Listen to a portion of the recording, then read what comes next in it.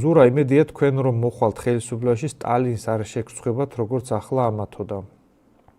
მე მაგალითად მაგას ყოველთვის ვამბობდი და ვამბობ, თვლი რომ ის რომ მაგალითად გორში სტალინის ძეგლი არ დგას, ეგ არის სერიოზული მიქარვა. ისევე როგორც შენ შეიძლება ნაპოლეონ ბონაპარტის იდეებს დიდად იზიარებდე ან არ იზიარებდე, მაგრამ უნდა ხვდებოდე რომ კორსიკაზე ხა ნაპოლეონის ძეგლი რანაირად არ უნდა იდგას. ან პარიზში ხა ნაპოლეონის ძეგლი რანაირად არ უნდა იდგას. აი რანაირადაც ეგ გაუგებარია. ეგეთივე გაუგებარია როგორ შეიძლება რომ გორში სტალინის ძეგლი არ იდგას. ეგ არის ქართველი, რომელმაც ყველაზე დიდი გავლენა მოახდინა მსოფლიო ისტორიაზე. ობიექტურად, აი რო შეხედო, შეიძლება ხეთ უშუალოდ საქართველოს ისტორიაზე სხვა ქართველებს აქვს უზარმაზარი გავლენა მოხდენილი, მაგრამ მსოფლიო აი პლანეტარული მასშტაბით რო აიღო, ყველაზე დიდი გავლენა და მე საბოლოო ჯამში ვთვლი რომ ეგ გავლენა პოზიტიური იყო უფრო ვიდრე ნეგატიური, იმიტომ რომ დაამარცხა ნაციზმი. მაგ ადამიანის დამსახურება დიდწილად. და ამიტომ ის რომ მის ქალაქში, გორში სტალინის ძეგლი არ დგას, იმის მიუხედავად ვიღაცა კომუნიზმს ეთანხმება არ ეთანხმება მოწონს არ მოწონს, ეგ სერიოზული მიქარვაა.